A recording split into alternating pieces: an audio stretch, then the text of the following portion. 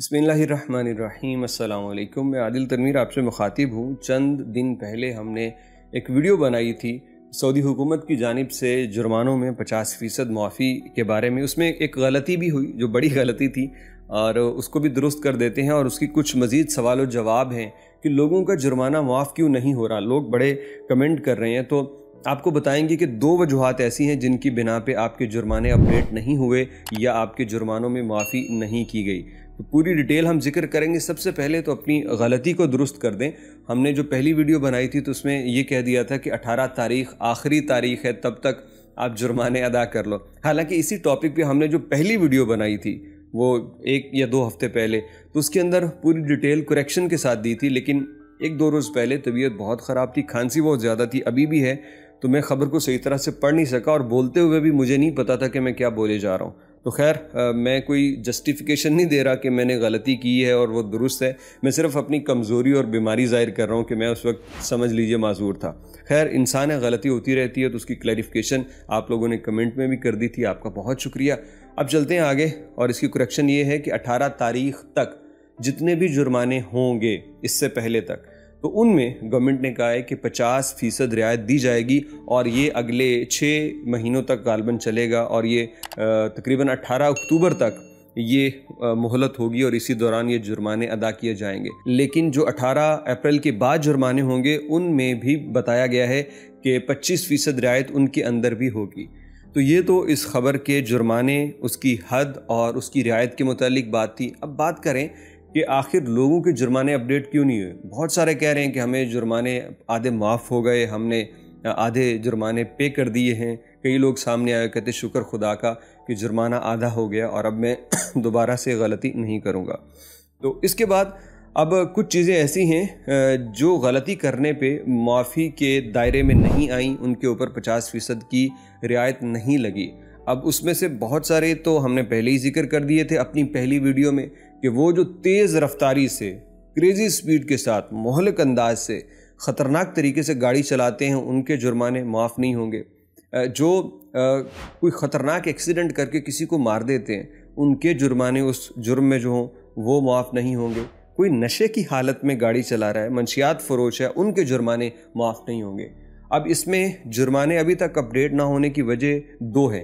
एक तो कि गवर्नमेंट ये कह रही है कि 18 तारीख के बाद ये जुर्माने अपडेट होना शुरू हो जाएंगे। तो अगर आपका जुर्माना 1 अप्रैल का है, 5 अप्रैल का है, अभी तक अपडेट नहीं हुआ, इंतज़ार कर लीजिए। कल आपका जुर्माना यानी 19-20 अप्रैल से अपडेट हो जाएगा और आप आधा जुर्माना अदा कर सकेंगे।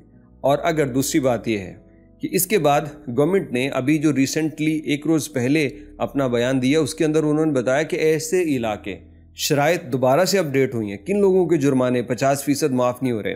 उनमें से एक ये भी है, बाकी तो वो जो हमने ऑलरेडी डिस्कस कर दिए।